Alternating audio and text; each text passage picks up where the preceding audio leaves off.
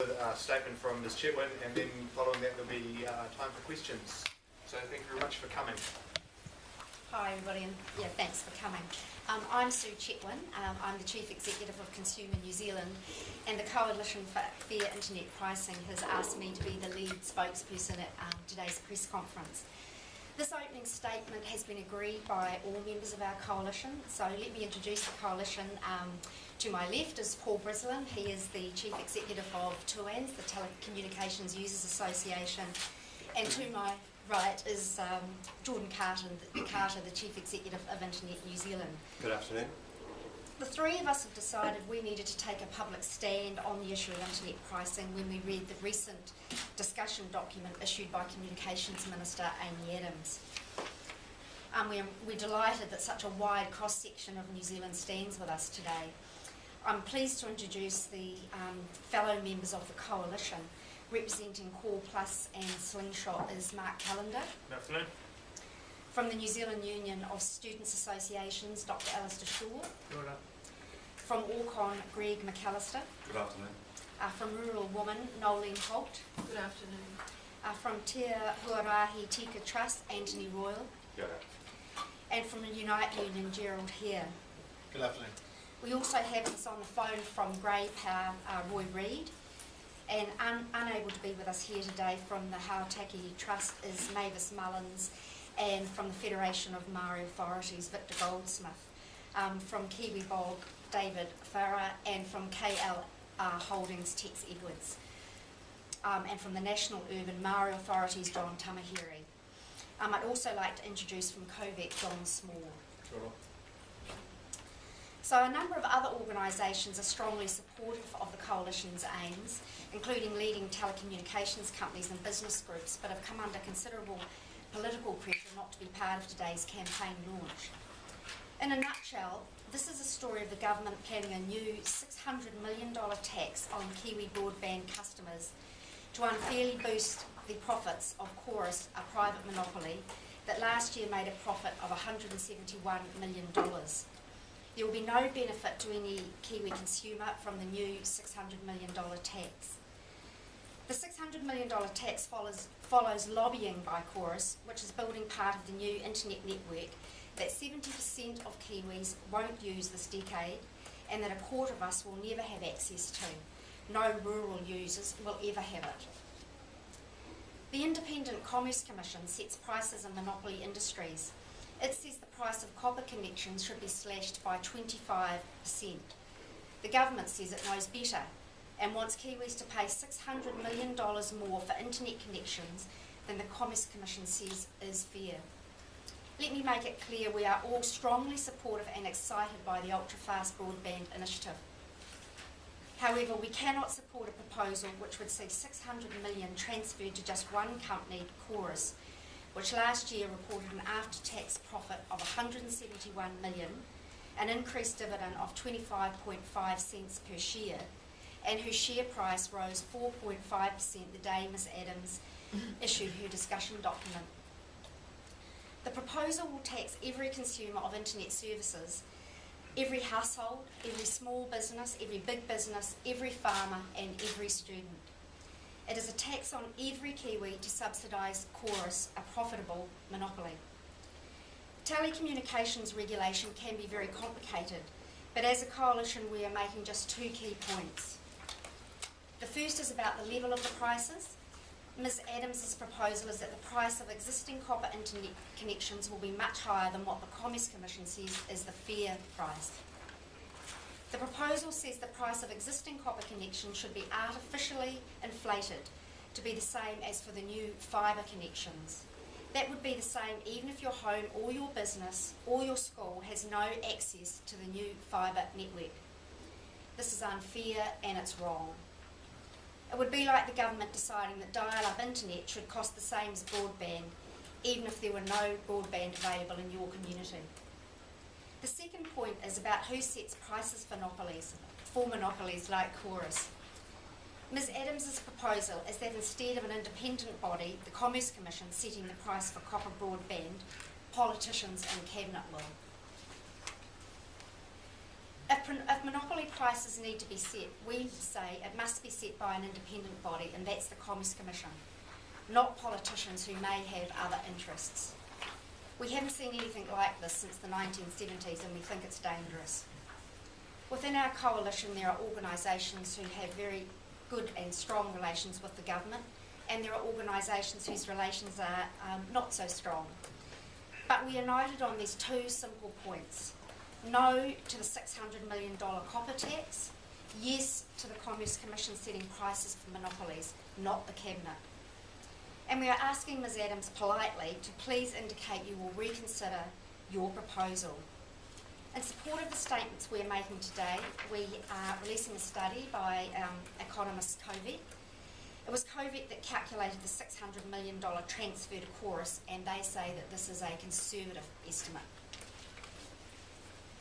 Covey also makes clear that the government's proposal would deter uptake of broadband and weaken competition within the telecommunications industry. I urge you to read the full Covey report. The analysis makes clear that the government should abandon its proposal. That's the end of our statement. Paul, Jordan and I and the rest of us here are actually happy to take your questions on the government proposal. So thank you. Why did you wait until the day before submissions are due, or the end of the you waited quite late in the consultation period before coming out and saying this? Look, we have been talking to MB officials and the government over quite a prolonged period, so we decided to leave it until today, the day before submissions, because then we could make a sort of very good public statement on it. You mentioned considerable political pressure brought to bear on folks. Did I hear you correctly, not to participate in this group? What can you tell us about that? You probably need to ask the Beehive about that, or the people that have been involved in it. What are the types of folks you're talking about there who have this pressure brought to bear? The telecommunications industry and some of the other big businesses. You would have seen this week in the Dominion Post, there was an article by Vodafone very supportive of the stand that we've taken today. So you believe Vodafone's been under political pressure from the Beehive? I think you need to ask them that. Why do you think Amy Adams came out and said we think it should be higher than the Commerce Commission's model? I think that she's been lobbied very heavily by Chorus, and we're looking at a $600 million tax now on consumers because of that. So you think the Minister's putting the interests of this monopoly ahead of the interests of broadband users? Yes. Do you think Chorus has some other leverage over the government, or it's just that they've pressured them and they've said, okay, we'll do this? I mean, surely Chorus must have more leverage than that. Well, that's probably a question that you need to ask of Chorus, but certainly, the outcome of their lobbying of the government is that we're now facing, as all consumers, a $600 million tax. You've called it dangerous. Can you explain why it's dangerous? Because I think that when you overrule the regulator, the government stands in place of the independent regulator. That's a dangerous place for us to be in. Is there an argument, a bigger argument that is about the ultra-fast broadband and ensuring that it is successful in the entire country? Look, we're really supportive of ultra-fast broadband and the rollout, but there's been no suggestion that there's any threat to the rollout of broadband. Chorus has a contract with the government. We're asking them to stick to that contract. But could there be lower uptake of that ultra-fast broadband, price was set in line with the Commerce Commission's? Should I say that one? I mean, I think, Karen, the point is that this is just going to increase the charges compared with what was fair. People will take up the fibre broadband service because it's hugely faster, provides a much better, more reliable service.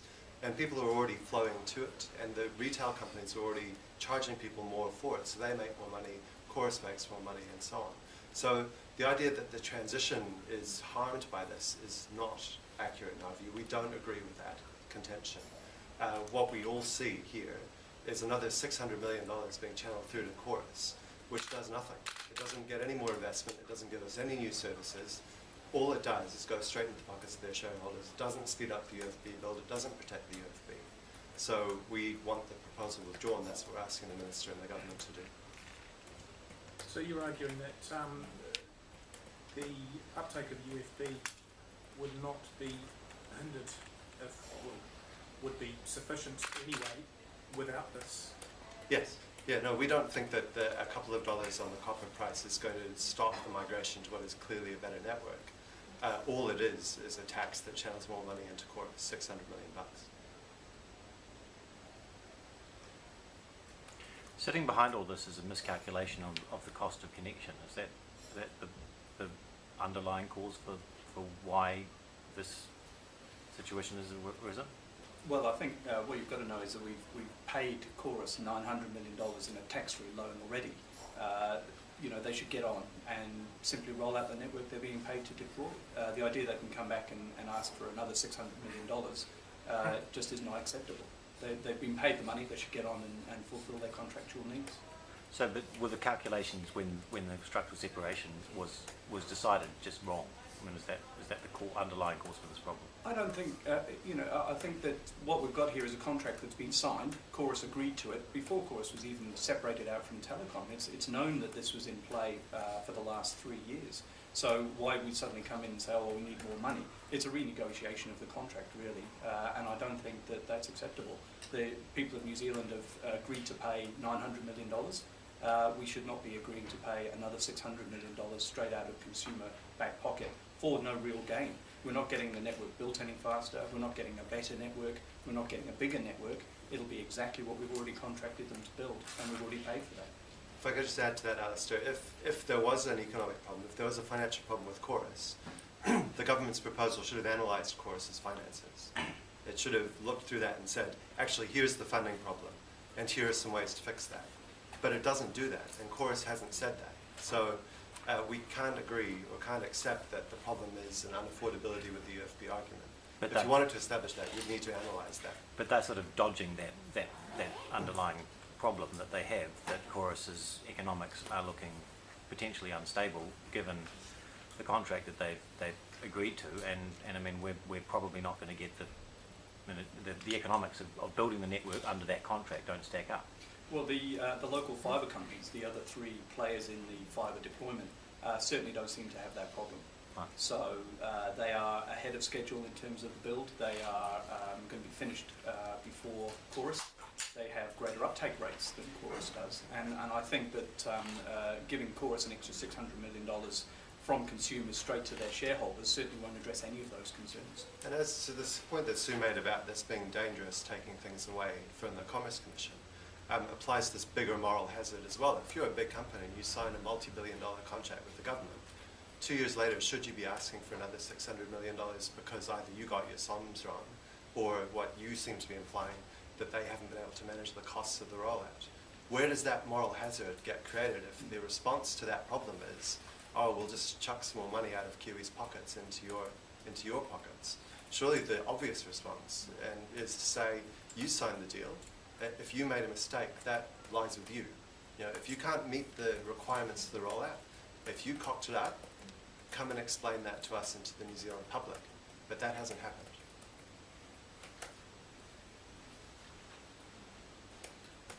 Cool. If there's no more questions, members will be available for one-to-one questions. Otherwise, we'll draw it to a close. Thank you. Thanks. Thanks. Thank you very much.